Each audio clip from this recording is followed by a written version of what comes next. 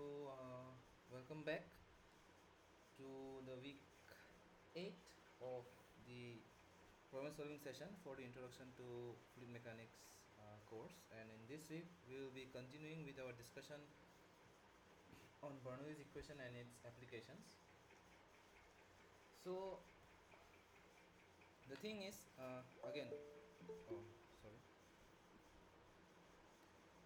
sorry for the delay from my end. Moreover, this week, since we will be primarily dealing on the application part, and I think in the lectures, if you have gone through, Professor Chakraborty might have taken many examples, of which some of which I will retake as a part of the revision, and then we will directly go to the question. So the thing that I'm trying to mention here is that since today's session will be very problem heavy, most of the things that you learn through learning by solving problems. So what I will suggest is that I will try to go through the theoretical part of our discussion as fast as possible, so that you get ample amount of time to solve the problem, and moreover discuss about the problem when we are trying to do so. Okay, so I will try to give more emphasis on that, because the theoretical part, like, I just do for the sake of revision. But I think that since this can be done by yourself as well, if you go back to lectures, I'll just try to go through it once, so that you get a good idea of what you're trying, what you will eventually face while solving problems. Okay. Moreover, can one of you please say whether I'm audible or not, so that it's clear? Say thumbs up or yes or no. That would be good. Thanks, Saurabh. Okay. And moreover, there was a doubt regarding the vector identity. So I'm again sorry for that. This week's session is extremely packed, so I was not able to find a detailed derivation for that identity. So sorry for that. I do not remember the student's name properly, but sorry for that. I will try to cover it up in the next week's discussion, which will be primarily theoretical, because we'll be starting a new topic. Okay. So with that idea in mind, let's try to start today's session. So as we were discussing in the past week, we started by deriving the Bernoulli's equation with the consideration of special cases or assumptions from the Euler's equation of motion. Okay, so in definition, Bernoulli's equation states that the flow energy, the kinetic energy, and the potential energy, basically the term having the pressure, the velocity term, and the potential energy term, the term that the flow energy would include terms with pressure, kinetic energy will include terms with velocity, and the potential energy will include terms with height or gravity. Okay. Per unit weight remains conserved as it is transmitted from one point to another in the flow field. Okay, and primarily it is conserved along a streamline, but as we mentioned in the last week discussion, that this relation can be valid for any 2 points in the flow field if thanks, Saurabh. I think you're discussing about the vector identity. Okay, thanks. Fine then I think I can skip that part. Thanks to the other TA who have conducted the yesterday's session, so I will be not repeating that. Okay, thanks Saurabh. Yeah, so again we saw that this relation is valid if the 2 points are considered to be along, if the flow is considered irrational, then this relation is valid for any 2 points in a streamline, and that's very crucial to remember, because we will keep on applying that principle in the problems that we are eventually going to solve. Okay. Now from the Euler's equation of motion, if we consider inviscid flow and the flow to be along a streamline, then it can be simplified into this form. So I will not dive deep. I just want to save time, so I will not dive deep. That can be thoroughly understood by going back to the lectures. Okay. Sorry for this rush, but I have to save time for the problems, so I am trying to be a bit fast in the theoretical discussions. Okay. So this term rho dou v by dou t dot ds can be simplified, considering that if this ds, the ds term is along a streamline, then it can be represented as es cap into ds, where es cap denotes the unit vector along the direction of streamline, okay, or along the streamwise direction. Okay, and if we consider the velocity along this velocity to be along the streamwise direction, then v cap can be v vector v can be represented as es cap into v. Okay, so if we substitute these values in this expression, then this expression can be simplified as rho dou v by dou t into ds. Okay, to just cancel out the dot product. See, why we can consider velocity as this? Because we are assuming that this Euler equation of motion is considered along a streamline, because okay, and then the velocity has to be along a streamline. That's why we can simplify the velocity vector as es cap into v.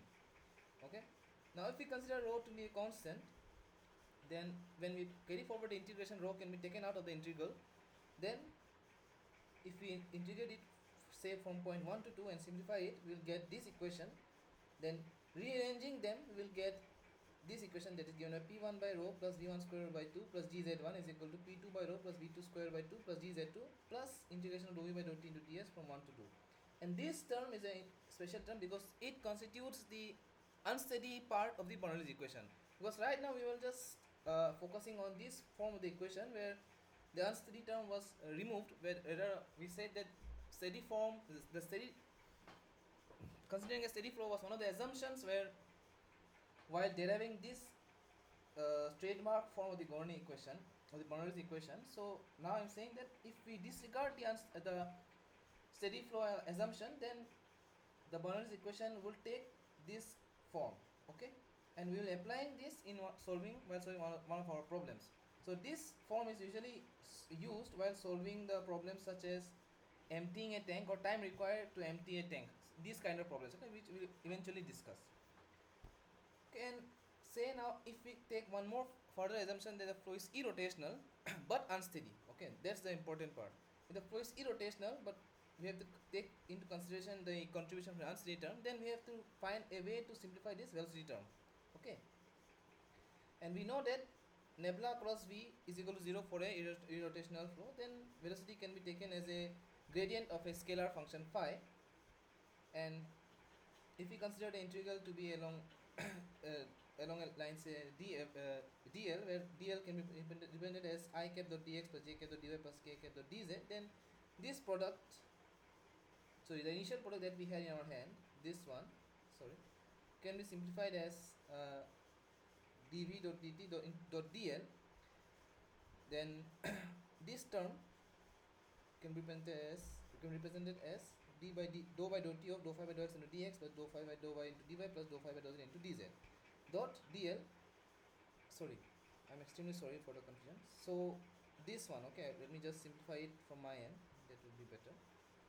So dou by dou t of v can be represented as a gradient of the gradient of a scalar function, that will be given as dou phi by dou x I cap plus dou phi by dou y j cap plus dou phi by dou z, sorry, k cap, which is multiplied by dx I cap plus dy j cap plus dz k cap. Okay.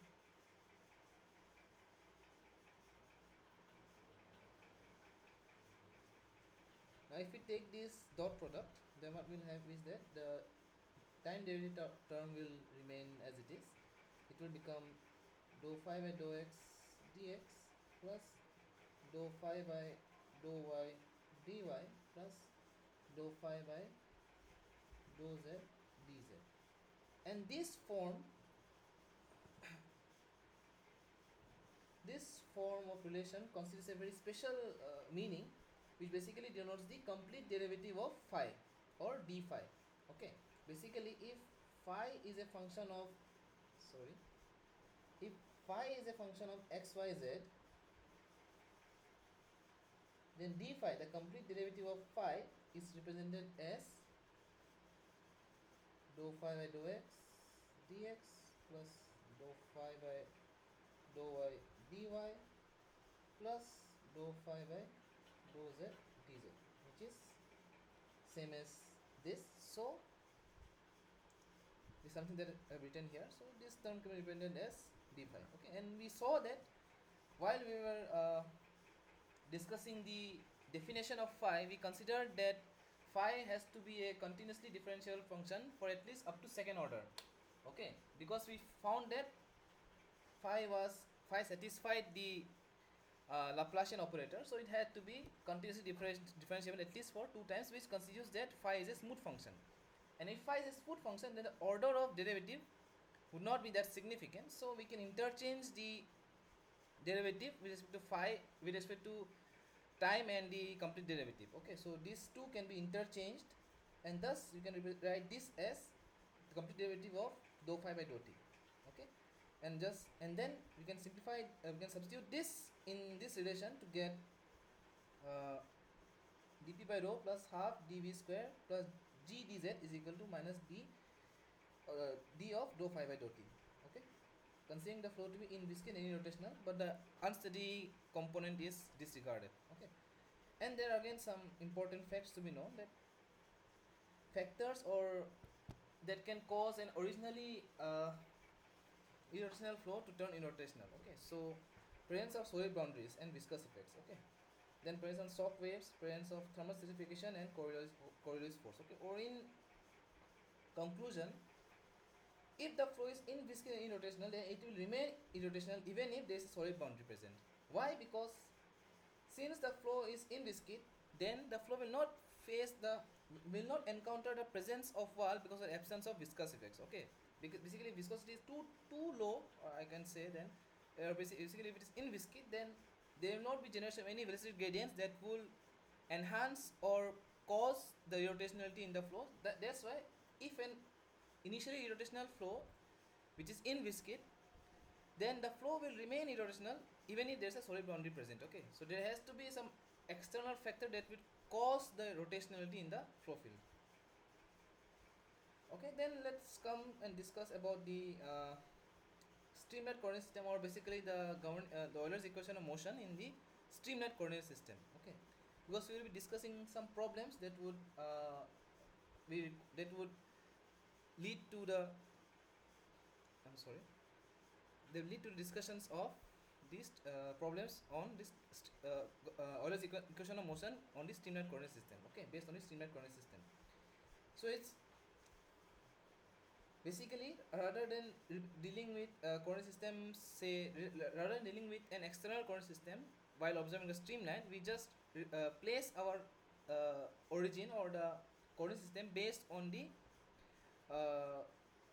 direction of the velocity along a streamline. Okay, so it will basically mean that we will place our streamwise coordinate direction along the direction of the velocity field with respect to a streamline. We know that from definition of streamline, the streamline gives the tangent to the streamline gives the instantaneous direction of the velocity vector.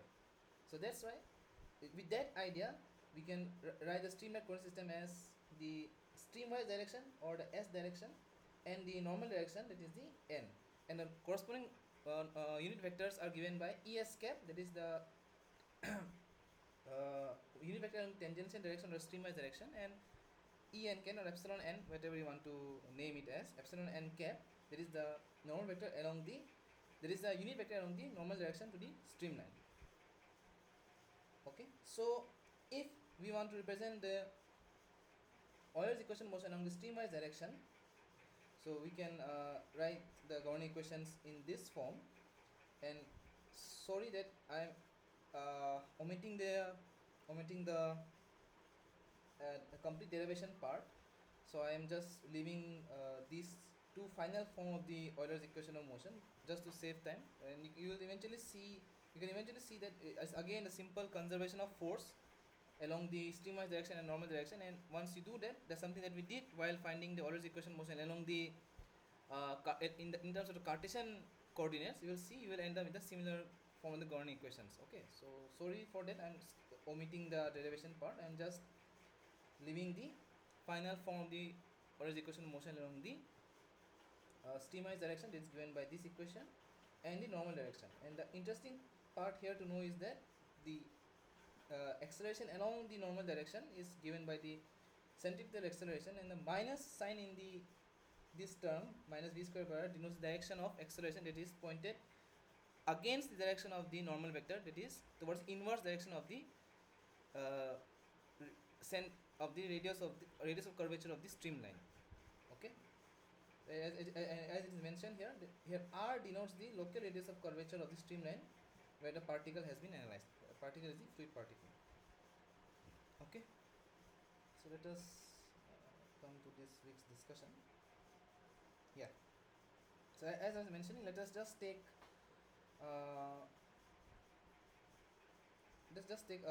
one example that was discussed by Professor Chakraborty in the class. So this is an example. So this is the velocity field that is given to you. That is v cap is equal to ax square minus 2axy j cap. Okay, and the task is to find the radius of curvature. Okay, so see, this problem was discussed by Professor Chakraborty in the class. So I'm just trying to go through it as in a very briefly. If you have any doubt, you can ask, of course. But like, if you want a detailed explanation of each and every step, again, I would emphasize that you go back to the lectures. Okay, I'm just repeating it so that you can find some hints or concepts that will help you out to solve problems for today's discussions. Okay, so let us again quickly go through it. So let us then find the task is to find the radius of curvature. So we saw that the equation of the Euler's equation of motion along the normal direction was given by, if I'm not wrong, it was dou v by, just I will confirm it so that,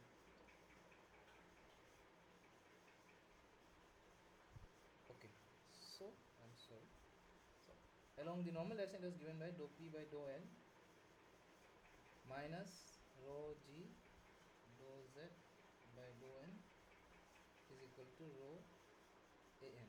Okay, where an was given by minus v square by r. So you can see that we will have to deal with this equation of governing equation to find the relationship between the velocity field, and then correspondingly using that relation between the velocity and the pressure and the acceleration, and find the corresponding value of the radius of curvature r. Okay, so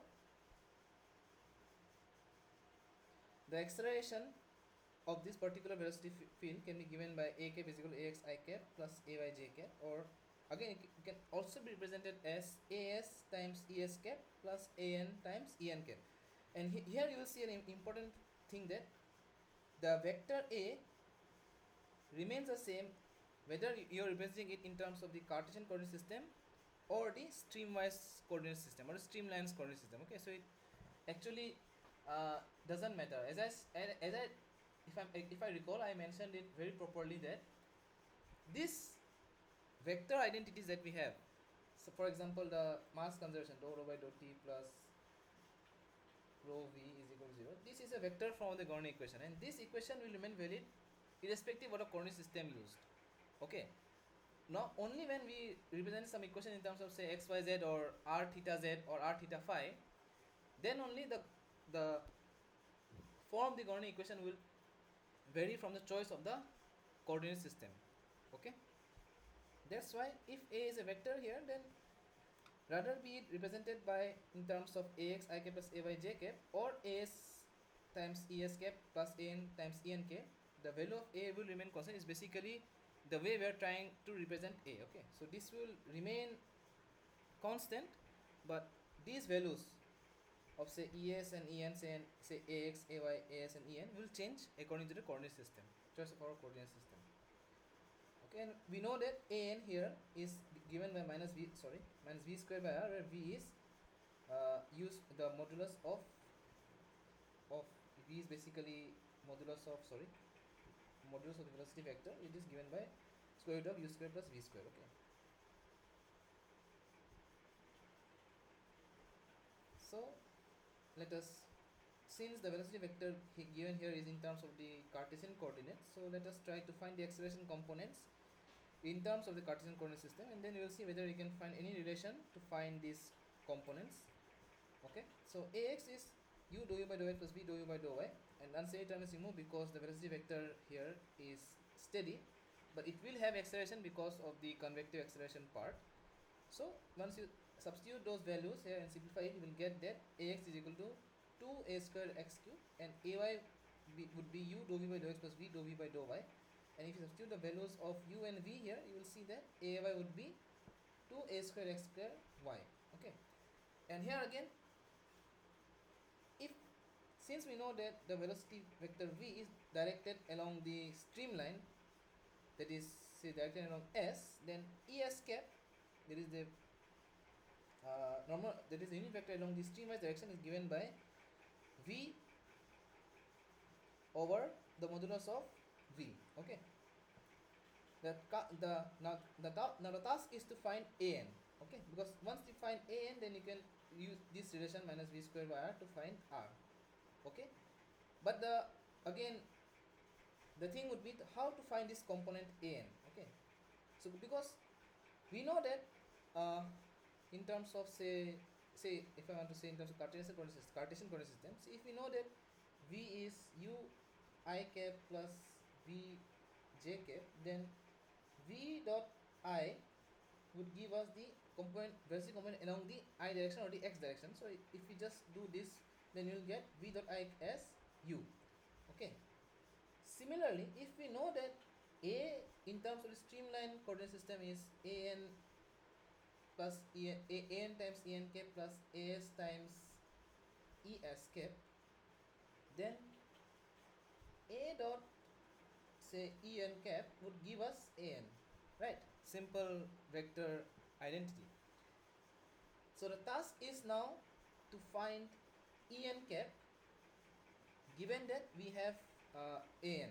Okay, an and a. Okay, then only we can find the radius of curvature r. So let me just go back here. Yeah, so here we can see that the value of a, that is at least in terms of the Cartesian coordinate system, let me just write it, is already given to us. Okay, a would be 2a square x cube I cap plus 2a square x square y j cap. Okay, and we have found that an can be found as a dot en cap. So now the task would be to find the value of en cap. So en cap, if we see here from this figure, en cap can be found as k cross es cap. Okay, and you will see that we already have the value of es cap, because if we do this calculation, we will get the value of es cap. Okay, and I'm sorry, since the direction of the z direction, that is normal to the xy as well as the streamline coordinate system, is pointed along the same direction, normal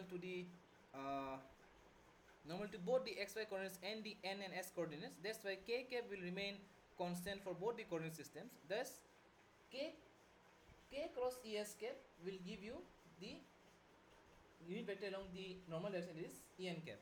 Okay, so since you know the value of es from this equation, substitute the value of es, that is v over the modulus of v, and take the cross product with the z vector, the unit vector in z direction, that is k cap, then you will get the value of en.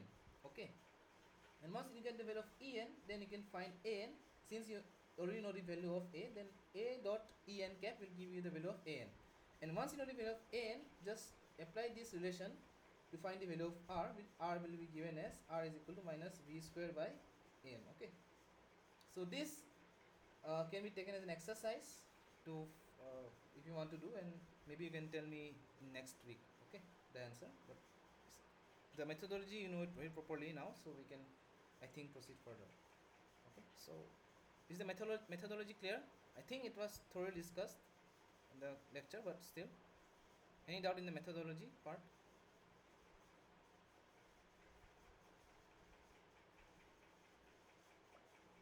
Thanks, Saurabh. Okay, so let us look into the next problem.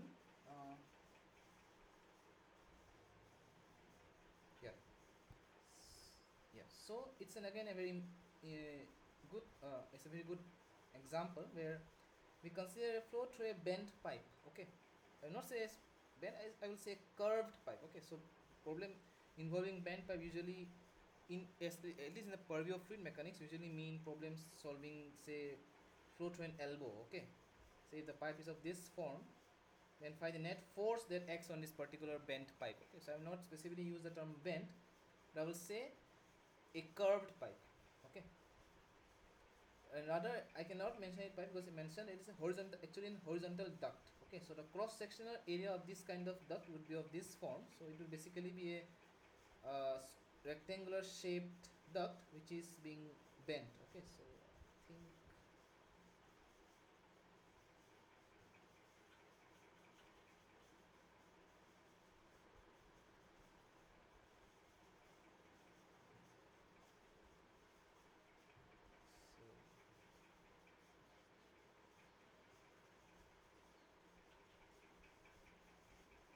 Oh, sorry.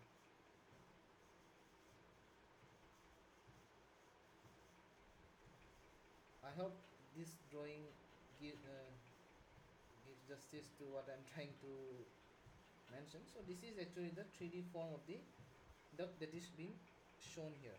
Okay,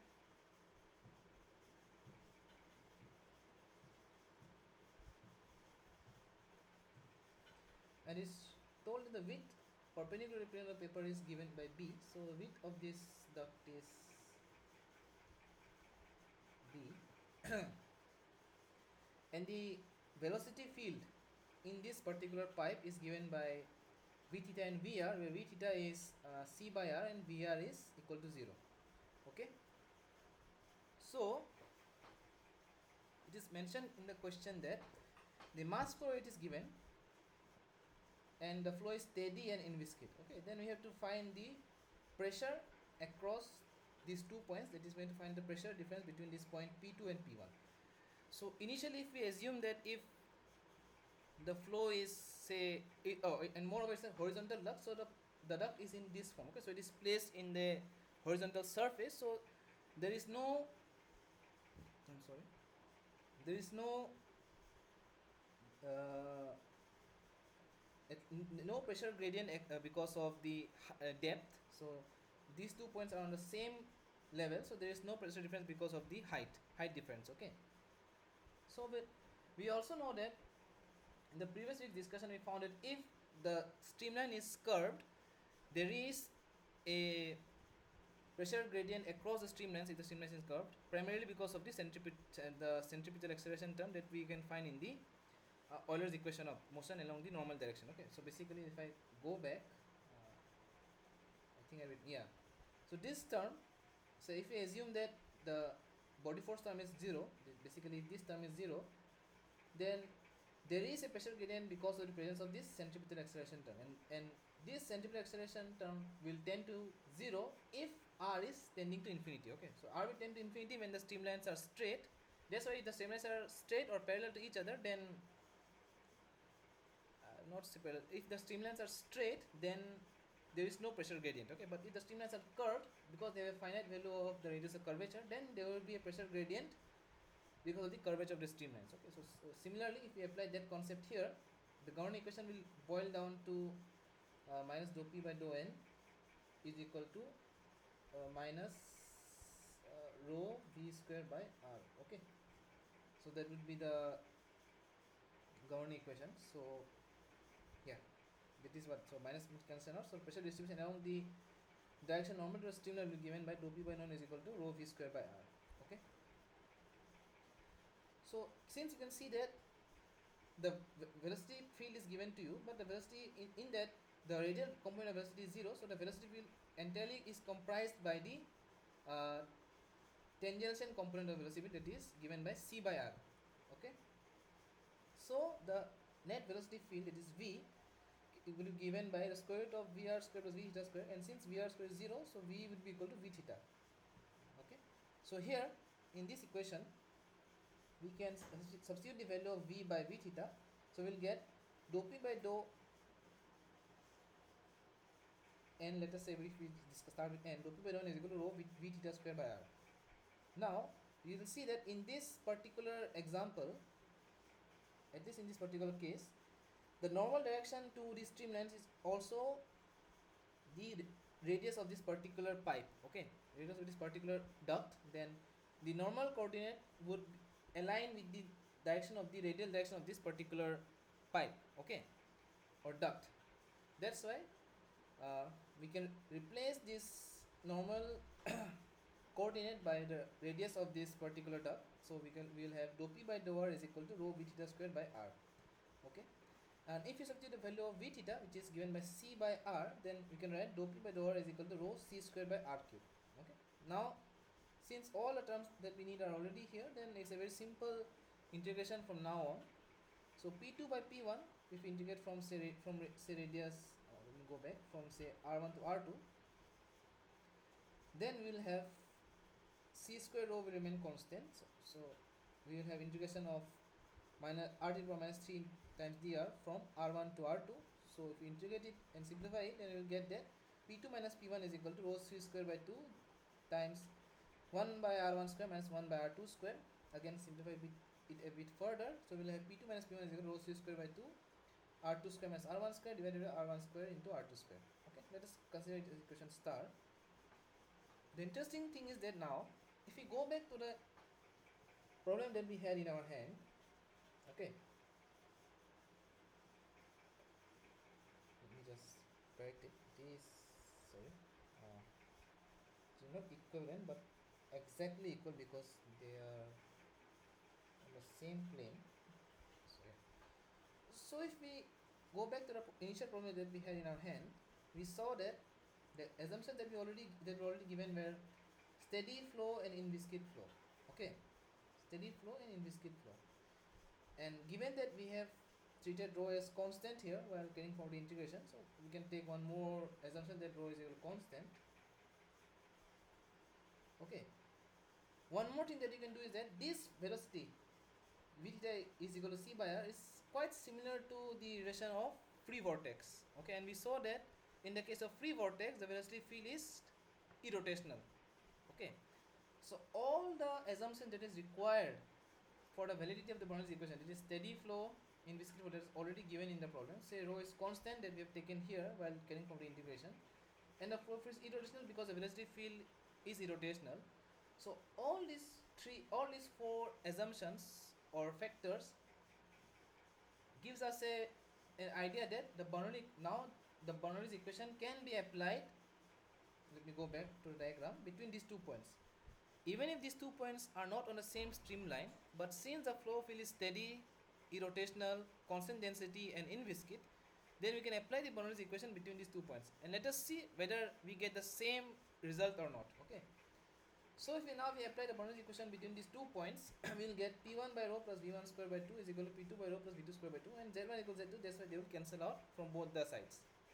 Then p2 minus p1 will be given by rho times v1 square minus v2 square by 2, and since v is equal to v theta because the radial component velocity is 0, so rho times v theta square minus v theta 2 square divided by 2, then v theta is c by r, okay. So and c is constant for all the radial points, so we'll have rho c square by 2 times 1 by r1 square minus 1 by r2 square, and again if we simplify it, we'll get p2 minus p1 as rho c square by 2 times r2 square minus r1 square divided by r1 square into r2 square, which is exactly same as this identity, okay. So if we would have just say considered, looking into this problem, if you have just considered that taking the cross product of this velocity field and found that if it is irrotational, then you can have directly apply the Bernoulli's equation to find the velocity between these 2 points without having to go to the solving this problem from the Euler's equation of motion, okay. So that's one of the examples where looking into the problem twice gives us a very simple solution, okay, because this is only, say, if we even try to compress it a bit further, it will just be a 2-line or 3-line at max, right? But this entire solution the other way, we have to start with the Euler's equation of motion, find the velocity components, see the direction of the normal component of the stream along the stream direction, compare it with the duct, and then you have to apply. So it is a bit lengthy. I'm not saying too lengthy, but it's a bit lengthy. But applying Bernoulli's equation simplifies this question a lot. Okay, so that's a good practice you can do before starting to solve any problem. Okay, so so I hope this example was clear. So a thumbs up or yes would be good.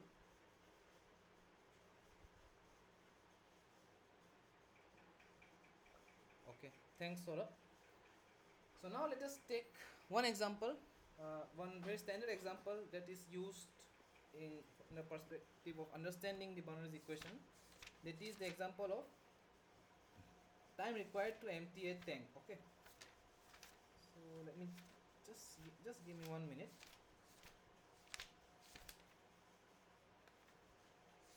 I'm trying to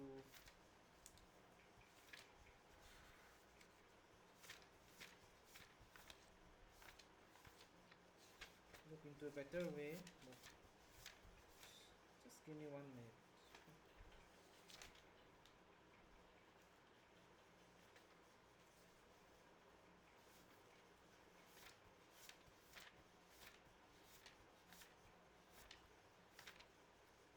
Okay, so yeah, I think we can.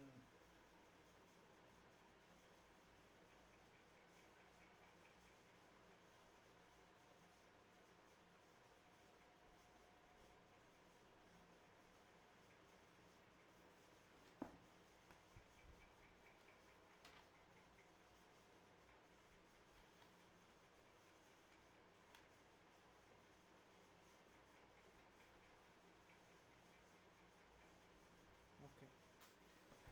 Okay, so what we have here is a tank given by this dark lines, and it has an orifice at the bottom of the tank. Okay, so orifice is this. In this, see, while discussing orifice, some students might get confused with orifice meter.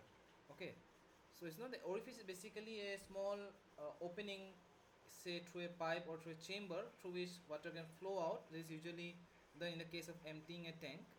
In that case, the small opening that is placed in the tanks are known as orifice. Okay, small orifice. Okay, so not to get confused with orifice meter. Again, orifice meter in some words again is same, because we are again using a cross section which has a small opening, which results in the variation in the velocity components, which helps us to measure, then which in principle helps us to measure the volume flow rate, similar to one that we find out using the Venturi meter.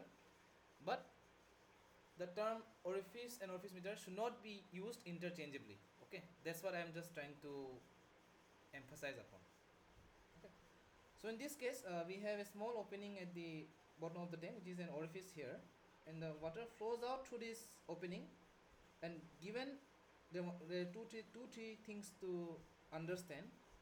First is that this opening, or the bottom of the tank, or the orifice, can be in principle considered an orifice if the diameter of the tank is much larger than the diameter of the orifice. Okay, or this opening in the bottom of the tank. Okay, so that's one thing. Then only we will observe the bend in the streamlines. Okay, we will observe the characteristic bend in the streamlines, and we can apply, or we can solve this problem in a comparatively simpler manner. Okay, because if this opening is too large, then the flow rate of the water out of this orifice would be too high to be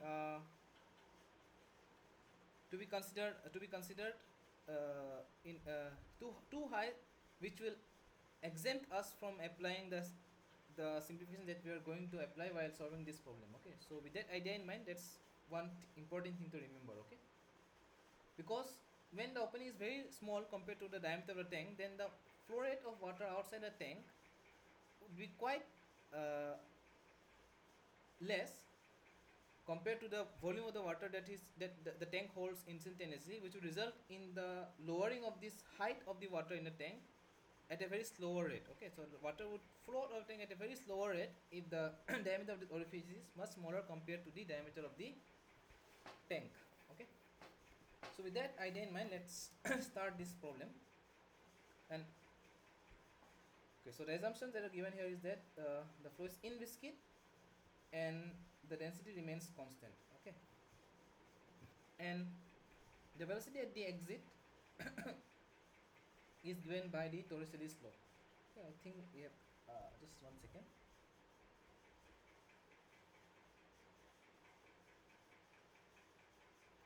Yeah.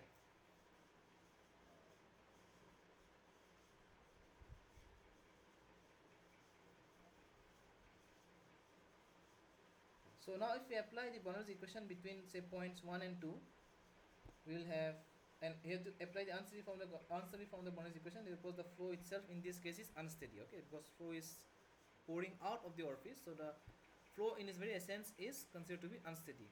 But we will see that given some circumstances, the contribution of the unsteady term to this problem would be very very small, but still we have to take it into consideration while solving this problem. Okay, so applying the unsteady Bernoulli equation, we will have P1 by rho plus V1 square by 2 plus Gz1 is equal to P2 by rho plus V2 square by 2 plus Gz2 plus the unsteady term dou V by dou T ds integration over from 1 to 2. Okay, and in both the cases at points 1 and 2, the pressure is the atmospheric pressure, so these two terms can be cancelled out.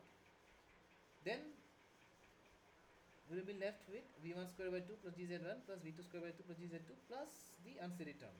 Okay, for constant density, the continuity equation boils down to this form of the equation, so I will not go to the derivation part. It's again simple, just so you will be left with dou rho by dou T plus rho times V. Okay, 2 0. So even if the flow is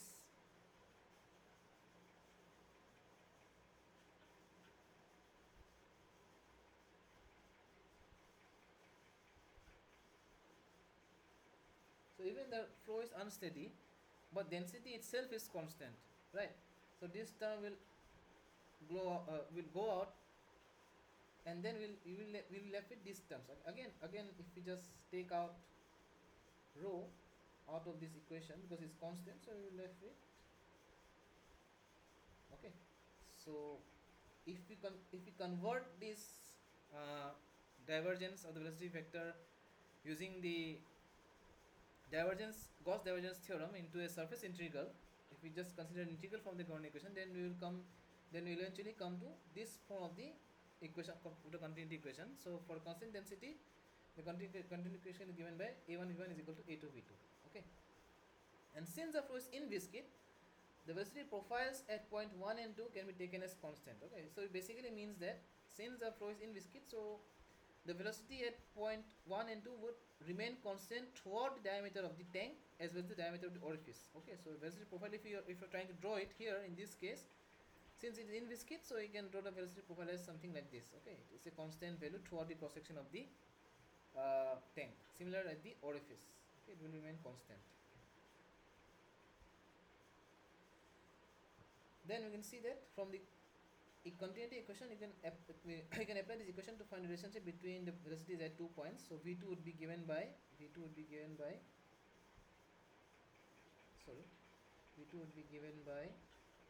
V1 times D1 square by V2 square. If we consider the capital D1 as capital D and D2 as small d, okay,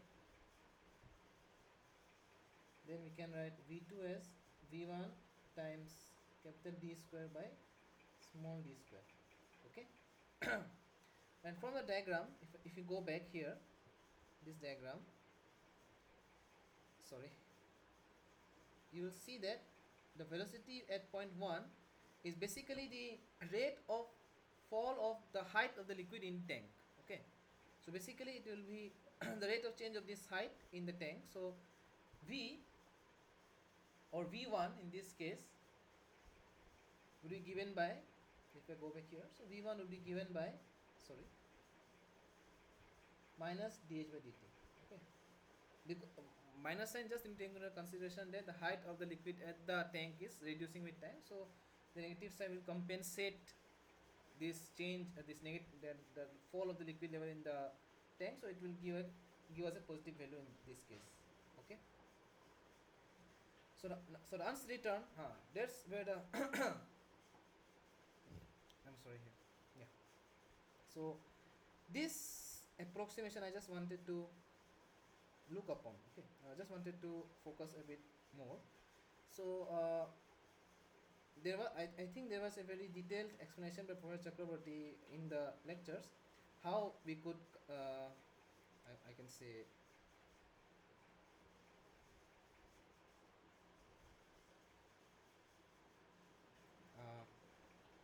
how to convert this integral to the this relation, but I do not completely recall the entire approximation part, but again there is a good way, the way that I am trying to let you all know is that, see, as I mentioned that this height of the liquid in the tank falls very slow compared to because of the fact that the size of the orifice itself is very, very small, so the rate of fall, of this height of the liquid in the tank is very, very less. Okay, it's very, very small. Okay, so we can essentially assume that this term,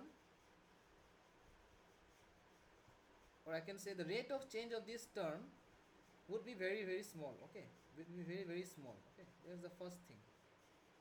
Okay, so if the velocity itself is changing very, very slowly, so you can assume that it's ideally remaining constant. Okay, I will not say it is remaining constant, it will ideally remain constant because it is changing very, very slowly. Okay, that's why the rate of change of velocity itself will be very, very small.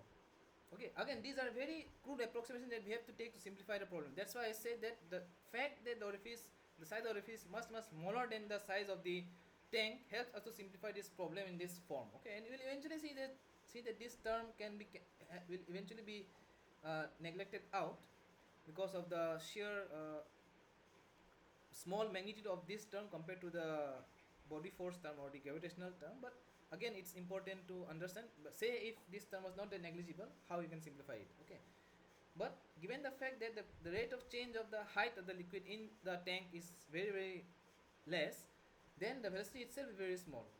But even though it is changing in time, then also the change in velocity is very, very small compared to, say, the fall of the liquid because of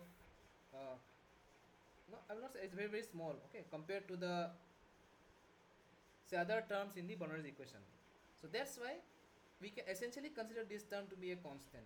Okay, and thus take this out of the integration, and then thus we can integrate it and simplify it into this form. Okay, so it will be dv1 by dt times height h of t. Okay, so if we just consider instantaneous streamline, then if you integrate it from 1 to 2, it will just give you a instantaneous height at that particular period of time. Okay, that's why it's a function of time t.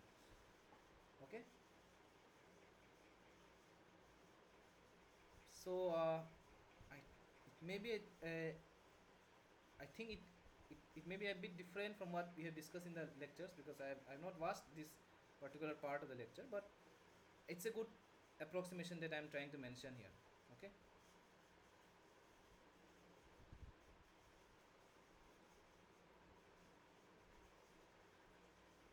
okay then, so considering this assumption, then we can, if we go back to this unsteady form of the Bernoulli's equation that we had in our hand, then we will have v2 square minus v1 square by 2 plus d into z2 minus z1 is equal to minus dv1 by dt into h. Okay, so let us consider these two terms. Okay, as I eventually thought that we will look into it, like which term contributes more to the change in, say, which term contributes more to the equation. Okay, or let us look into the order of magnitude of these two equation, these two terms in the equation. Okay, so let this term be b and let this term be a. So we'll see that, as I already mentioned, that rate of stage of height, liquid height is very small. That's why it will correspond to the fact that rate of change of velocity is itself very small, and that's why this term would almost be equal to 0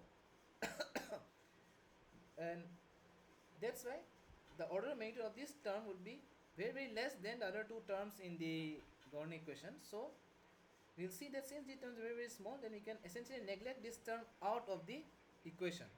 Okay, so if we consider this term out of the equation, I'm not saying that this is equal to 0 all the time, but for this particular case, in the tank is very large and the orifice is very small, so rate of flow of liquid out of the orifice is very less compared, which results in the height of the liquid column to fall very slowly. Essentially it will see that it is remaining constant, or it is falling at a constant rate. That's why dv1 by dt dv1 by dt is essentially equal to 0 because the liquid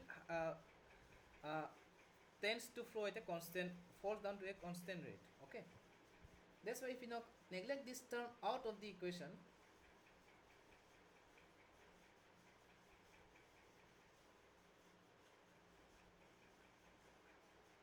then we will only left with these two terms.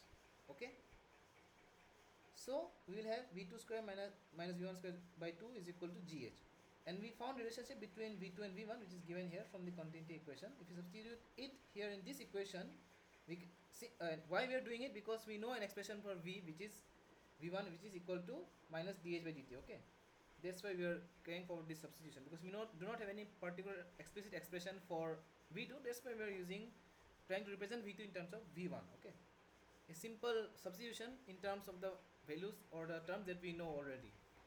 So we can write this term as v1 square is equal to d square minus capital D square minus small d square minus 1 by 2 is equal to gh. Okay, or v1 is equal to c times root 2 gh, where c is the square root of 1 by d2 square 1 by square root of d square minus capital D square minus small d square minus 1. Okay, and with this identity we can finally have dh minus dh by dt is equal to c into root 2 gh, and if we rearrange these terms, we can integrate with respect to t to get integration of dt is equal to minus integration of dh by root 2 gh, which gives us the time required to empty the tank. Okay, again just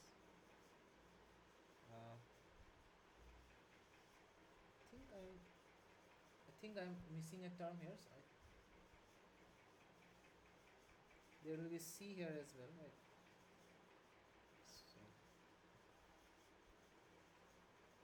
So that's how you can find the time required to empty the tank. Okay, so one more thing I just recalled here, let me just go back here.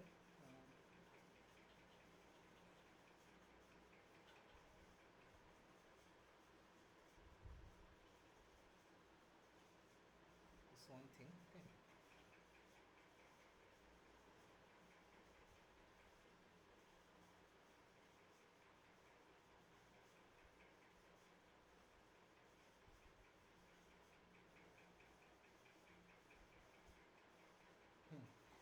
yeah, so let me just try to explain it a bit one more time, so that I can remove any remaining confusion regarding these substitutions. Okay, so I think this part was clear.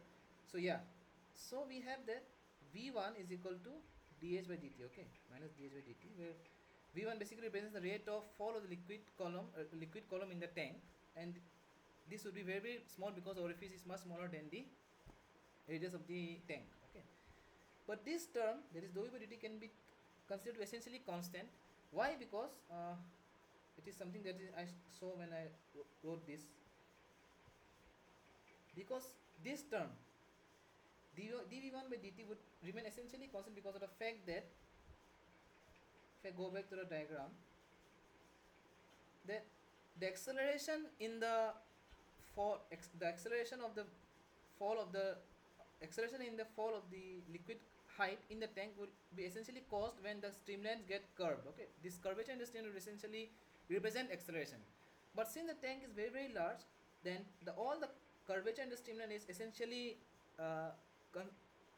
concentrated in the lower part of the tank, or essentially towards the bottom of the tank. Okay, so for the entirety of the fall of the liquid in the tank, the streamlines will essentially remain straight, which will essentially represent a almost constant value of velocity, and that's why this term dv1 by dt will essentially remain constant for most of the time of the duration of the most of the time when the tank has been emptied, and that's why this term can be essentially considered as a constant. Okay, and this will still be very small because, again, as I mentioned, the orifice is very small in itself, so this term will remain essentially equal to 0, almost equal to 0, because the velocity remains constant almost throughout the duration of the emptying of the tank.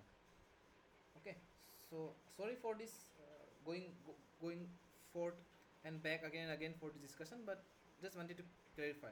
Okay, so I hope this is clear. Okay, yeah. So let us look into some examples. So we will be, I think, discussing 3 examples. I will just take 3 examples, I guess: a siphon, pitot tube, and the venturi meter. That also I will try to go as fast as I can, look into the governing equations, and then you can directly apply those in the while solving the problems. Okay, just to look in the problems, I'm just doing it so that you can get a proper revision of the concepts, and then you can apply those while solving the problems. Okay, so in the case of a siphon, it's again, it's very simple application where we use to draw where we use a bent pipe to draw the liquid of a container, ensuring that the exit of the pipe from which we want to draw out the liquid is at a bottom is at the bottom level compared to the height of the fluid in the tank or the container. Okay, so you will see that the exit of the siphon is usually is placed at a lower level compared to the height of the liquid in the tank from which we want to empty the fluid. Okay, so considering that we have a tube that is being placed in this particular form, then if we apply the Bernoulli's equation between point 1 and 2, we will have that P1 by rho plus V1 square by 2 plus GZ1 is equal to P2 by rho plus V2 square by 2 plus GZ2, and at the inlet or at point 1, P1 is equal to PATM and V1 is 0, because the, again, similar to the case of emptying a tank, the rate at which the liquid will fall down is very, very small, so it will almost be equal to 0, plus GZ1 equal to P2 by rho plus V2 square by 2 plus GZ2. Okay, now when we consider Torricelli's law, we found that the velocity out the exit of this particular case will be almost equal to root 2gh. Okay, then also I will just say 2gh, it will almost be equal to 2gh. Then the velocity at the exit and at point 2, I'm sorry, say at point 2 here, will remain the same because of the continuity equation, that is a1 v1 is equal to a2 v2. Approximately will remain the same, that's why v2 is equal to v2 at exit. Okay, so we can substitute it here, that is v2 is equal to v exit. Okay,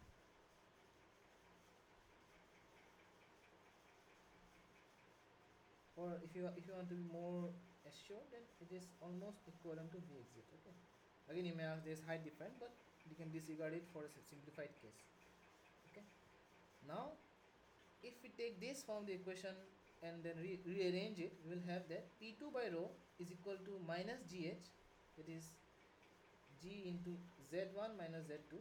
Since Z2 is a higher level, so it will be negative, it will give a negative term, so it's minus GH minus V exit square or V2 square by 2. Okay, and V2 square is V exit, this root GH, right, root 2 GH. So since all these terms we already know, then we can find the value of pressure at point 2, and we will see that this pressure, since these terms are individually positive and the square term, this will always be positive, that's why that we can see that pressure at this point will be a negative pressure, it will give a suction effect. Okay, that's why since it is a negative value, it's not the absolute value. Okay, it's the negative value compared to gauge. The gauge pressure will be negative, essentially saying that it gives suction pressure. So P2 will be less than P1, that was eventually that was essentially PATM, that's why it will generate a suction effect, which in turn results in the liquid to flow out of this tank. Because, okay, and again, to avoid any kind of cavitation, P2 must be less than P vaporization. Okay, but the thing is, it seems very simple in principle, but it again has a lots of technicality. The thing is that, again, the pipe that we have in our hand and the pipe and the fluid that will interact with each other would encounter viscosity. Because of the very viscous nature of the fluid, because no fluid is inviscid, it always has viscous effect, so it will be viscous. And moreover, the pipe that we're using will have a surface roughness that would enhance this uh, friction between the fluid and the pipe, which essentially result in a lowering of the velocity. That's why you will see that the suction effect, basically this term, would be will be eventually be very, very less because of the viscosity and the surface roughness, and that's why you will see the suction effect is essentially very, very small. Most of the time you will see that the fluid may not even come out, or it will come out pour for something and then it will again stop because of the frictional effects. Okay, so in principle it seems very simple, of course, considering the special scenarios of fluid being inviscid and those things, then only we are able to apply the Bernoulli equation. But in reality, we have to take into consideration of the frictional losses because of the viscosity and the surface roughness of the pipe. Okay. Then we come to the concept of pitot tube. So, if I'm not wrong, there were 3 devices that were discussed. That was the orifice meter, the venturi meter, and the pitot tube.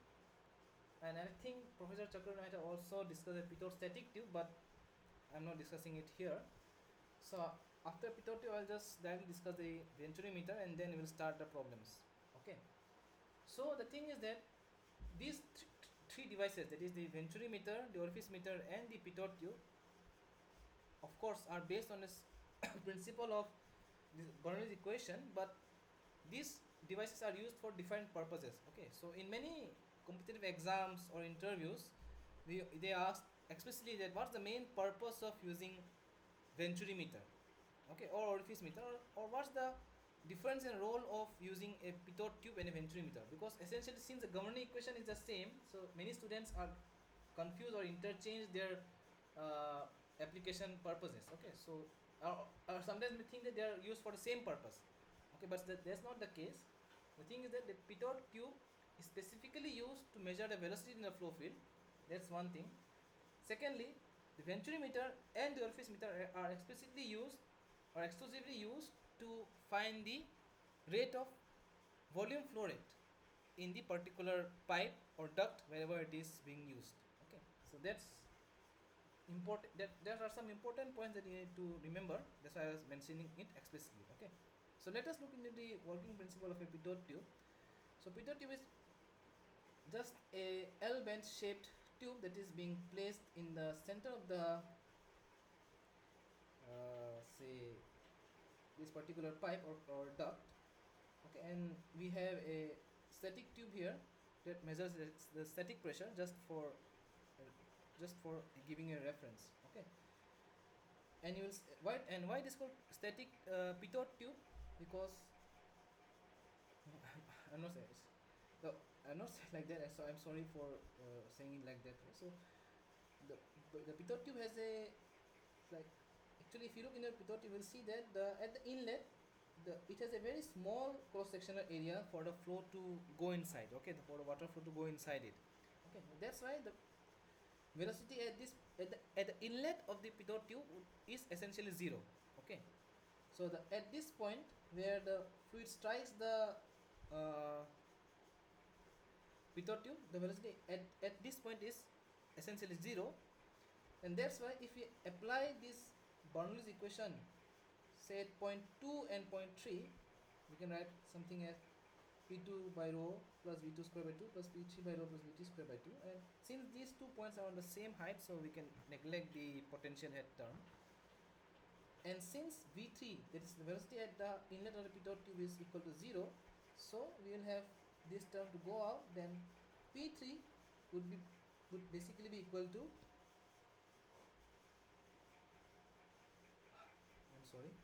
P2 would basically be equal to P2 plus half rho V2 square. Okay, and P3 at this particular point is known as the stagnation pressure. Okay, see, again, quite simple to understand. Stagnation, the term itself says that there is something being stagnated or being stopped, or it is at a stagnant state. So the term or the parameter that it is stagnant in this particular case is the velocity. Since the velocity is 0 at this particular point, that's why the pressure Measure in the case where the velocity is equal to 0 is known as the stagnation pressure in this particular case. Okay, and you will see that this stagnation pressure is the sum of the static pressure plus the dynamic pressure given by the velocity head, and that's why we'll see that when we look into the pitot tube, the pressure head or the pressure measured by the pitot tube is higher than the pressure measured at the static tube, even though both of the points are measured are placed at the same point at the same elevation. Then also the pressure measured by the pitot tube is higher than the pressure measured by the static tube, because it also constitutes the pressure because of the dynamic head. Okay, that's why. Okay, so lastly, now let us come to the venturi meter. So we saw that again I will just try to go briefly I'll try to go briefly through the application of the venturi meter and say the governing equations used here, because, and I will omit the orifice meter part because again they are essentially the same, just they are different, they just use different ways to create the same phenomenon. Okay, so in the case of venturi meter, they explicitly design a throat to generate two different velocities. Because of the continuity equation, the velocity at the point 2 would be higher than the velocity at point 1, which will essentially result in the pressure at point 2 being lower than pressure at point 1, and this difference in pressure would be again be helpful to be measured with the use of a manometer, which again will help to find the volume flow rate through that particular duct, okay, or through the particular pipe at which the venturi meter is being placed. Similarly, in the case of an orifice meter, instead of using a throat, because the manufacturing cost of venturi meter is essentially a lot higher than the higher than the manufacturing cost of orifice meter. So in the case of an orifice meter, you just replace. If I just draw it, I'll just draw it, but I'll not go to the detailed derivations. Okay, so you can just go through it yourself, because they are essentially the same. Okay, so in the case of an orifice meter, so again this contraction in the flow, the streamlines essentially in this case is achieved through a orifice, okay, which is again an opening in the duct. So the streamlines will converge, okay, converge, and it will reach and this convergence would be at its peak at the vena contracta, and again they will try to expand. Okay,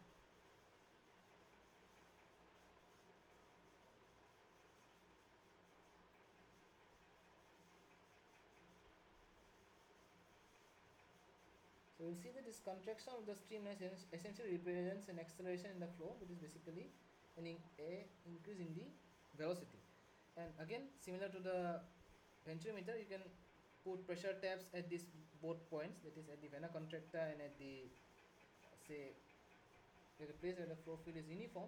And again you use the manometer to find the height difference, say delta H, and then again use the same principle to find the value of the volume flow rate. Okay, so that's what we do in the case of orifice meter, but the working principle remains the same. Okay, just some specifics that vary.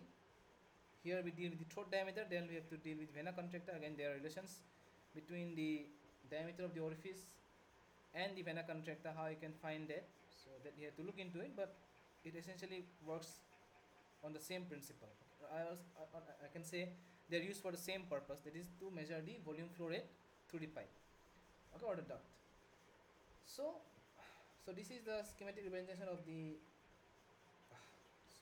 of the venturi meter, where there are essentially three cross sections. The first is the converging section, then the throat, then the diffuser or diverging section. And if we apply the Bernoulli's equation at points 1 and 2, we can write it as P1 by rho plus V2 square by 2 plus GZ1 plus P2 by rho plus V2 square by 2 plus GZ2. Okay.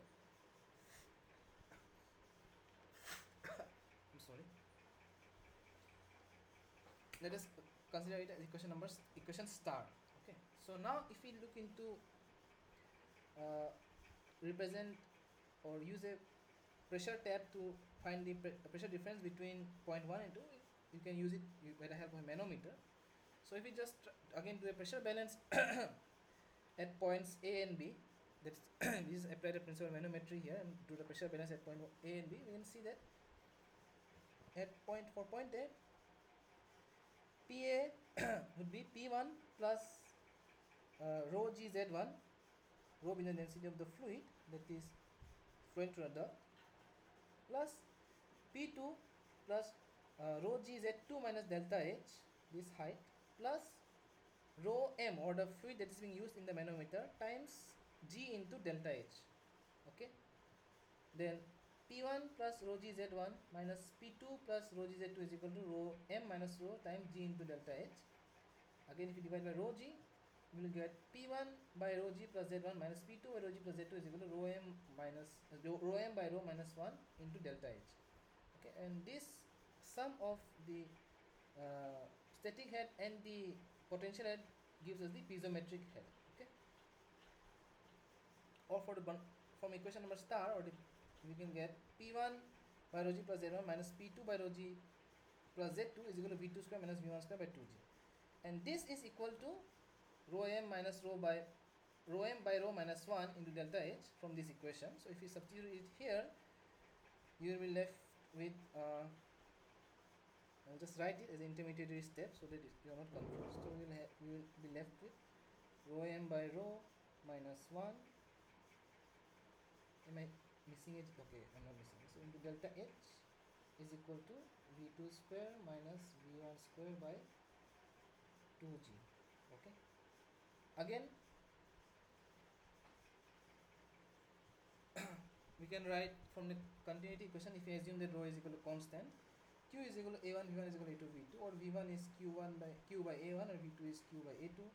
And if you substitute these relations here in this equation, specifically in this velocity part, you will get that Q square by 2G is equal to 1 by A2 square minus 1 by A1 square is equal to rho M by rho minus 1 into delta H. So here we need to find Q is the quantity of our interest. So you can just substitute this, you can just take this value in the denominator here and then find the expression for Q. Okay, so basically if I write it here, basically Q is equal to Q square would be equal to 2G to delta H rho M by rho minus 1 by 1 by A2 square minus 1 by A1 square. Okay. Our Q would be the square root of all these terms, 2G into delta H rho M by rho minus 1 divided by 1 minus A2 square minus 1 by A1 square. Again, this can be simplified a bit further to get a much more beautiful expression, but this is essentially what you need to find, because from this, so since all these terms we've already known, A2 and A1 will be known, because diameter at the throat and the diameter at the cross section area of the duct will already be known, so we can find it using this relation. Delta H can be measured using the manometer, and rho M and rho are already known. Okay, so since all the terms are known, then you can easily find the volume flow rate through that particular duct or pipe. Okay, just 1 second.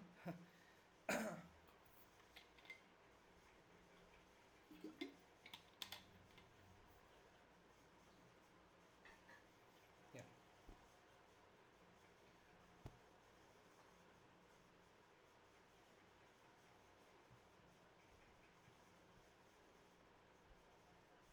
Yeah. So again, there is some more things. Let us discuss the concept of the use of the coefficient of discharge. Okay. The thing is that because all this case here we have assumed that the flow is inviscid. Why? Because we are applying the Bernoulli's equation. It's only applicable for this inviscid flows. Okay, but in essentiality,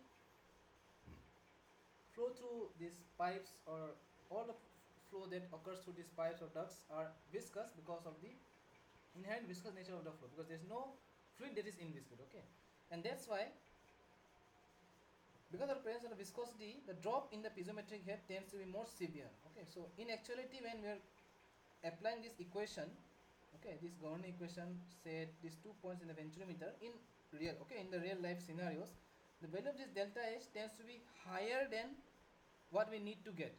Okay, because of the frictional losses, the value of delta S tends to be higher than that, higher than the theoretical case. That's why we need to multiply it with some, the due to which the theoretical value of the volume flow rate tends to be higher than what it's in reality. Okay, that's why I need to apply or multiply it with a certain factor to compensate that increase in the volume flow rate because of the increase in the drop of or increase in the delta H because of the viscosity. That's why I need to apply a factor known as the uh, coefficient of discharge, known as CD, where CD is equal to Q actual by Q theoretical, and that's why Q actual will be given by CD into Q theoretical. Okay, and this CD is always lesser than 1 because we know that the value of Q theoretical is always higher than the actual value because of the viscous effects, and value of this CD usually varies from 0.97.98, but again it can reduce according to the given particular problem. But in actual case, this is usually the way in which this value of the CD varies. Okay, so is it clear till now? The concept why Q theoretical is higher than Q actual, why the use of CD, and again similar considerations are also taken while discussing the Venturi, the orifice meter. There again comes the coefficient discharge, the coefficient of contraction. All these things are all also there, but I am not repeating it for the sake of saving time. Okay, so if it is clear till now, then let us directly go to the problems that we have for today's discussion. So I hope the problems are visible, questions are visible. Okay, I do not think that we will be able to complete it, but let us try as much as possible. Okay. So the first question is, which of the following is true for Venturi meter? Pressure inlet is less than the pressure at the throat. Length of the diverging section is more than length at the converging section. The angle of taper at the converging section is less than the angle of taper at the diverging section. The loss of energy to flow separation may take place in the converging section. So which of the following is true for Venturi meters? Okay.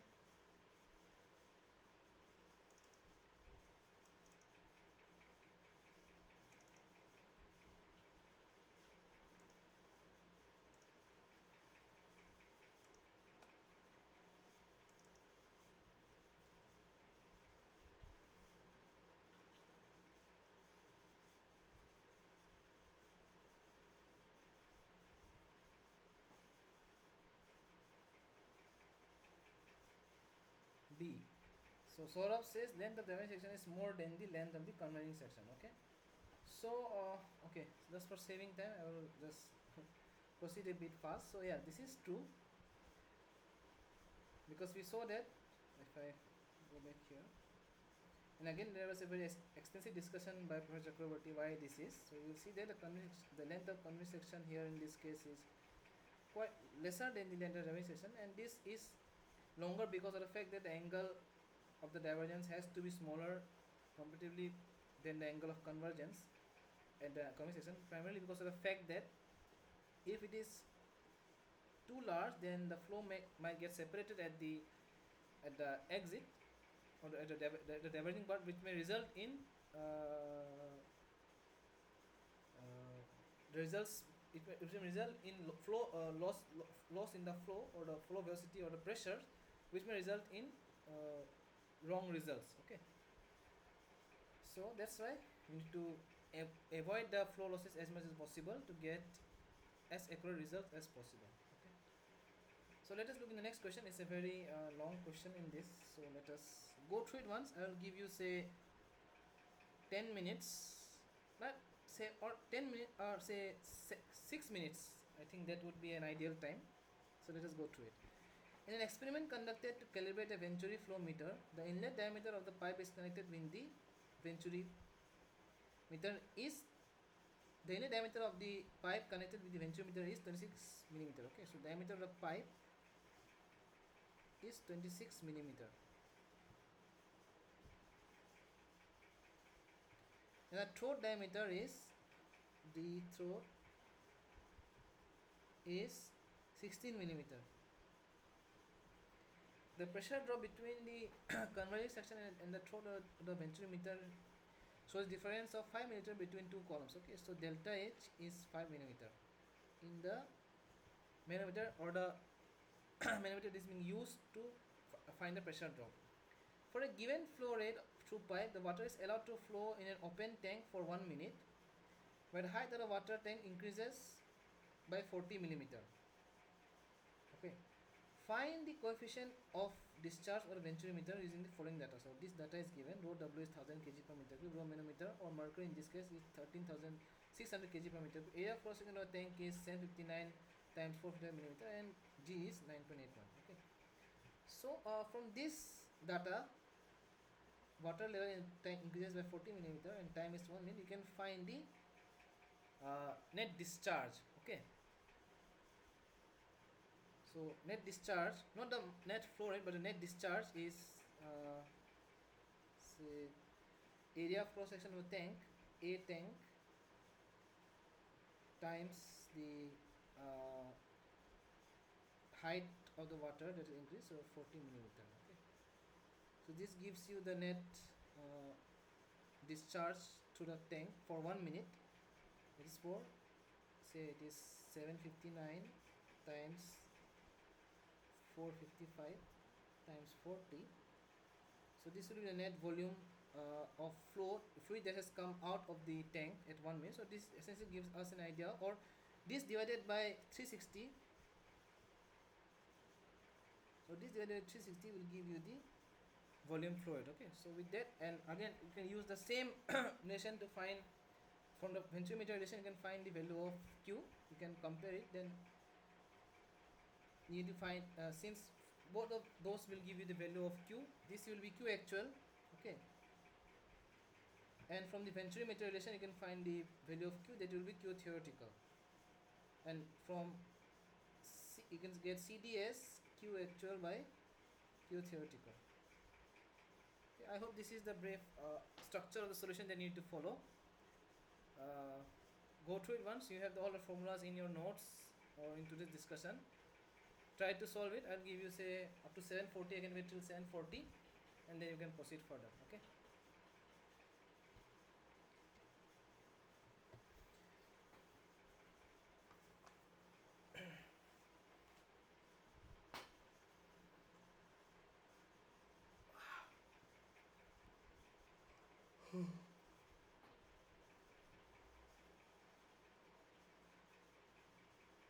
Not 360, it will be 60.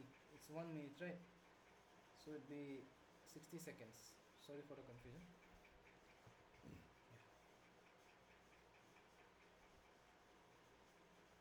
So I think it's very simple substitution of the values, but the key thing to note here is that the change of dimensions, say some units are given in millimeter, some units are in SI unit, is in kg per meter cube and seconds. So you can use either of them.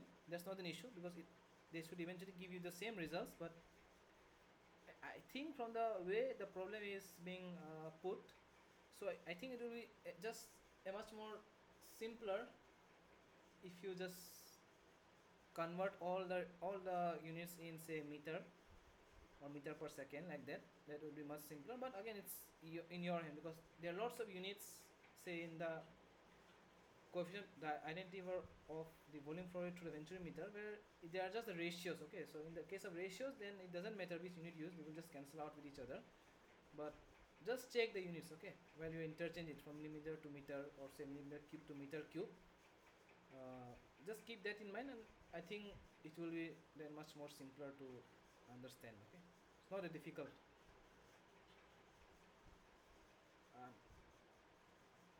Just of course I will expect that all of you have calculator. Just substitute the values in the calculator. I think it would be very simple, not that difficult. Okay. Or let me just give you a bit more hint, or say Q theoretical, say in terms of A2, so it would be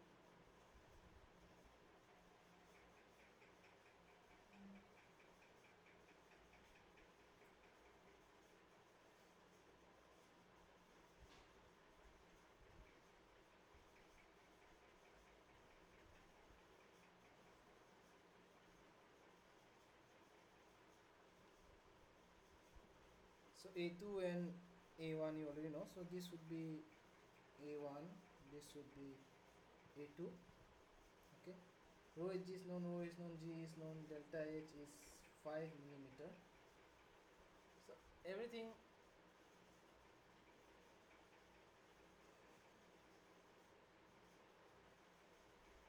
is known here. So just substitute the value and you get the idea. Quite simple.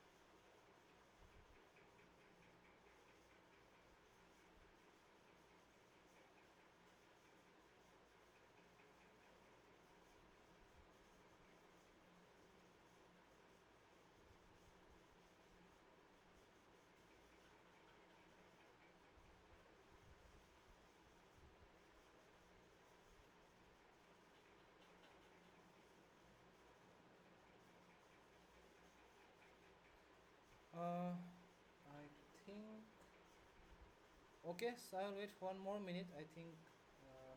Let's just see. Okay, so I think it's quite simple, but then also let us just look into the solution. So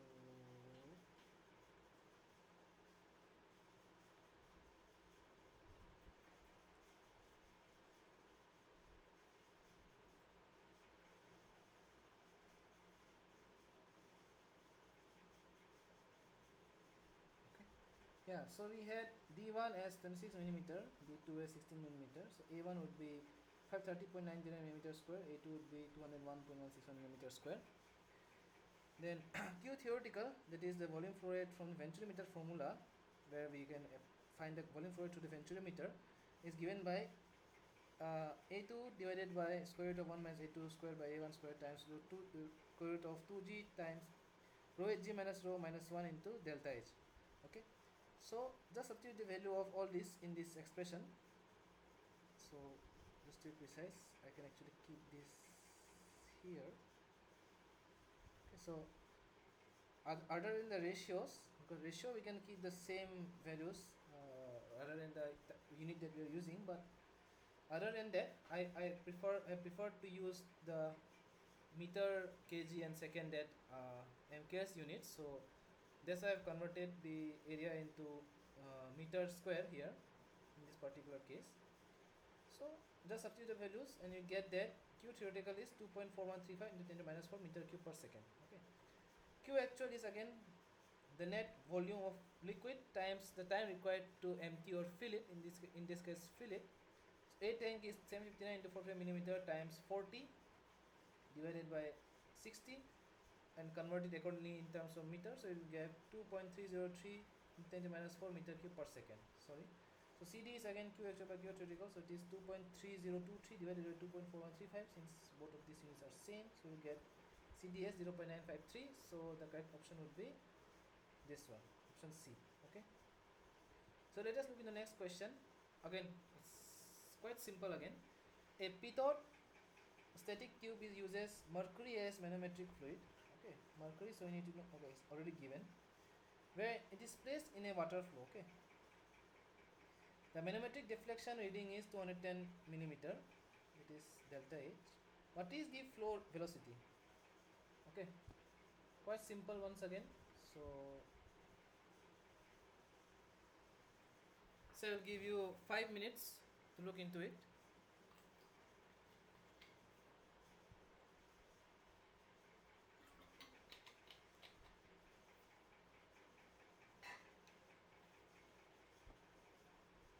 So let me, I think, help you out a bit.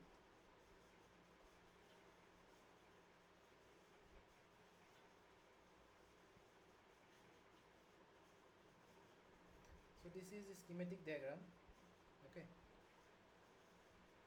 So pitot tube is placed here at point 2, say, and we need to find the velocity at point 1 because velocity at point 2 would be 0. So delta H, the deflection at the manometer is 210 millimeter. Manometric fluid is rho Hg. So this is rho Hg is 13,600 kg per meter cube. And the velocity of the fluid here, that is rho water, is 1000 kg per meter cube. Okay. So with all this, with you, all these things, we need to find the velocity at point 1. Okay. You know that P1 plus half rho V1 square is equal to P2, right? Then P2 minus P1, 2 by rho square root will give you the velocity V1.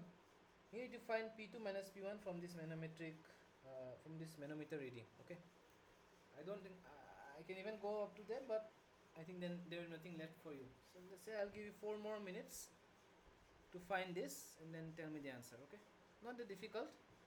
Just try it out. And you'll let us see.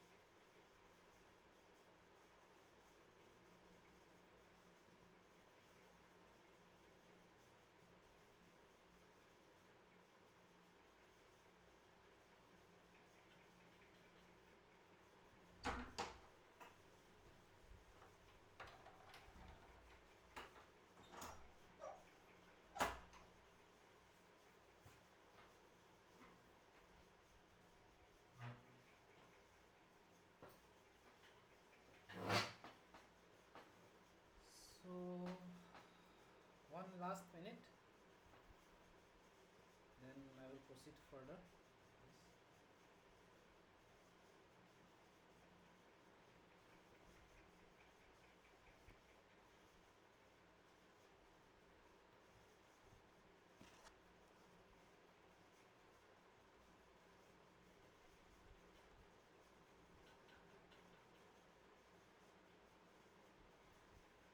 Okay, so I think we can look into the solution.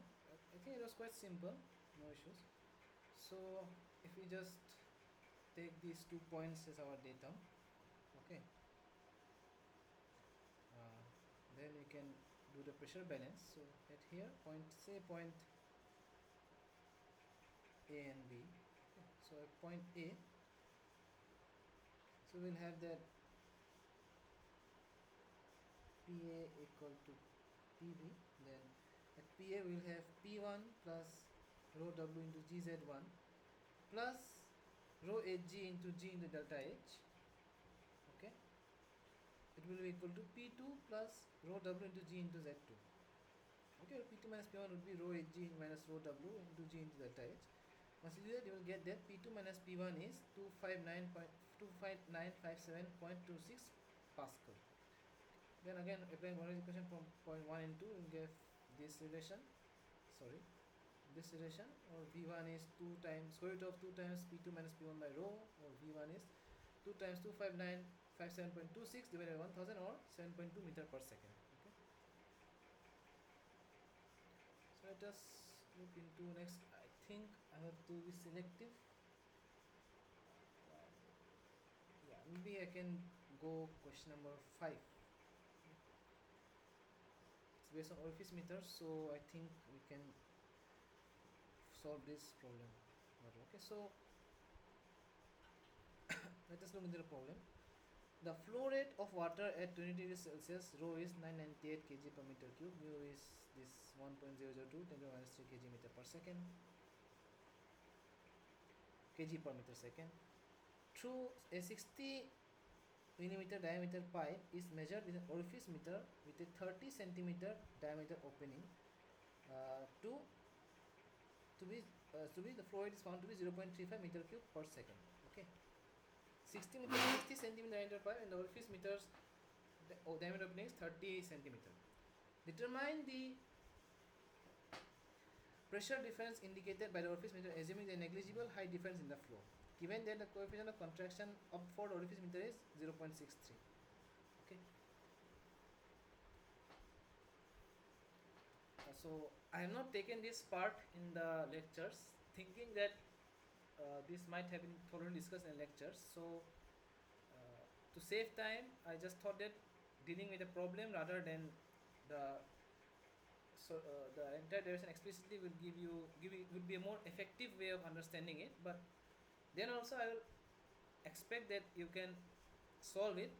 But given that I have not discussed in the class, I think I should give you some hints to solve it. Okay, again, this question is quite straightforward. If you just know the concept of orifice meter and all this, say concept of this where coefficient of contraction is required, all these things if you know, you can easily solve it. It's a very simple substitution of values in the problems, but still, since I have not dealt it explicitly in today's lecture, I will try to give you some hints. Okay.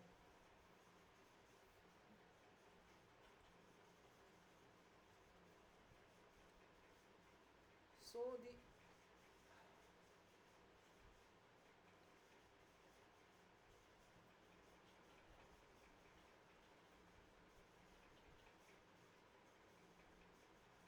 the thing is that you need to find the pressure difference indicated by the orifice meter. Okay, not the pitot tube, or so not the manometer but the orifice meter. Okay, so in this case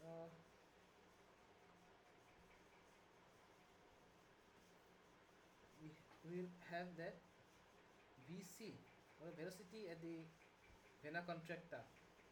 Okay, or the point at which vena contracta is basically the point at which the streamlines are contracted or contracted the most. Then we'll have that VC, velocity at the vena contracta, is 1 minus AC square A1 square times 2 of times VC say square root of it. Okay, so the thing with the orifice meter is that this relation, all these relations that we have in our hand is between the, say, the uniform flow at the duct and the flow at the vena contracta. Okay, but the dimensions that we have in our hand is the diameter of the duct and the diameter of the orifice.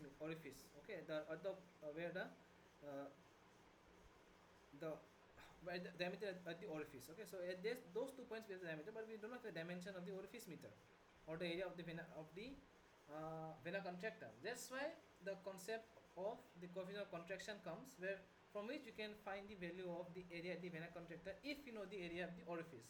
Okay, so area at the vena contracta or AC is given by A naught times CC, where A naught is the area at the orifice. So CC is in this case is 0.63 times AC would be pi by 4 into 0.3 square. Okay, that will give you area as 0.044 meter square. Okay, so you need to find P1 minus PC. Okay, P1 minus PC here. So the thing is, then again, you do not have VC, but rather you have AC and the volume flow rate. Okay, so what you can do is you can just substitute the VC in the velocity of vena contracta in terms of the volume flow rate. So you will have this one, you can just substitute it as, say, Q by VC, sorry, Q by AC. Okay, because Q would be equal to A naught into V naught, say, or A1 into V1 is equal to AC into VC, because the continuity equation has to be satisfied. So this will be the case. And then, say, if you square this equation, you will have Q by AC square is equal to 1 by 1 minus AC square by A1 square times 2 into P1 minus PC by rho. Okay, if you rearrange it a bit further, so you will left with 1 minus AC square by A1 square times Q by AC whole square times rho by 2 is equal to P1 minus PC. So just substitute the values of AC A1, where basically A1 will be pi by 4 into D1 square, rho is 998. So substitute the value here, you will get P1 minus PC. Okay, so once you do that, you will get that P1 by PC is 3.08 kilopascal. Okay, so I hope this is clear. Since no one is responding, so I think I will proceed with that.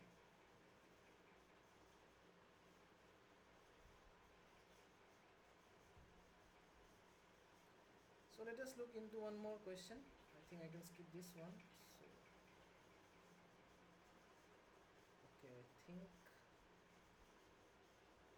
the diagram that I needed is skipped here. So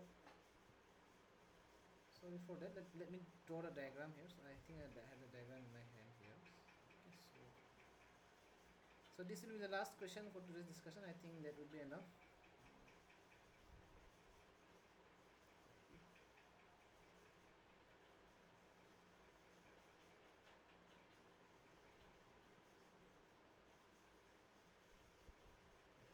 So this is a diagram. Again, here the tank is in the form of a frustum of a cone. Okay, and the up with all the dimensions are given here. Okay, so the upper diameter is, say, 2.44 meter, lower diameter is 1.22 meter, and then again there is an orifice at the bottom of this particular tank. Okay, the coefficient of discharge of orifice is, say, CD is 0.6. So I think we will not able to say 2 questions, but let us try if we can do 2 questions. But So find the first question is find diameter of the tank as a function of the instantaneous height of water. It is given by h. Okay. So again, it's a very simple trigonometry. You need to find the value of this diameter, sorry, d, as a function of h. Okay. So it's simple trigonometry, but let us say we have 3 minutes in our hand. So let us see whether you can do it or not. Then we can maybe take one more question and then go ahead. Simple trigonometry, you know all the dimensions already. So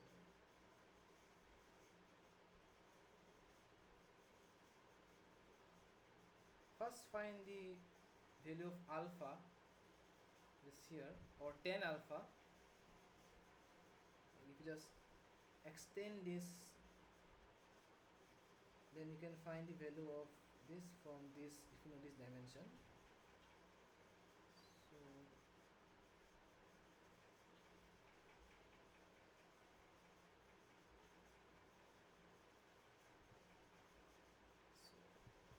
let us look into it. Okay, I think it will be better to save time. So tan alpha, which is given here, is given by 2.44. Let me just use some other color to show how it is like that. So if it is extended up to here, okay, similarly if we extend it up to here, this one, then this distance would basically be 2.44 minus 1.22 divided by 2 because of symmetry, right, by 3.05. 3.05 would be equal to tan alpha, and this tan alpha would turns out to be 0.2. Similarly, at this particular height, say for this d minus 1.22, again if we consider these two dimensions, these two, then d minus 1.22 divided by 2 and divided by, say, this particular height h would be equal to tan alpha, which is again 0.2 because alpha remains the same. So if you simplify it, you will get that d minus 1.22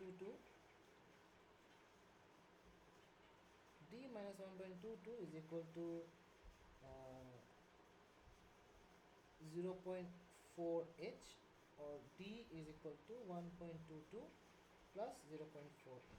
Okay.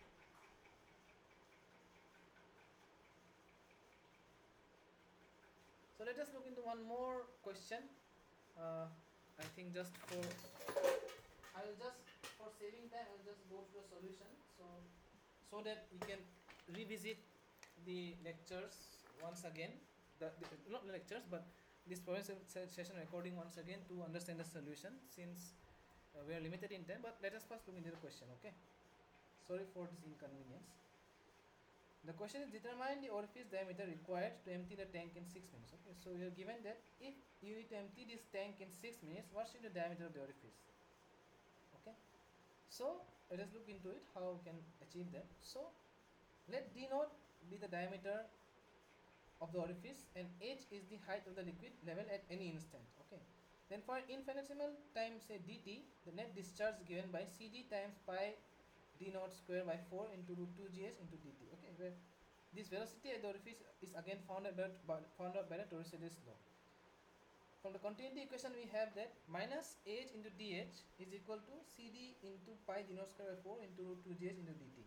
Okay, where h into dh would basically be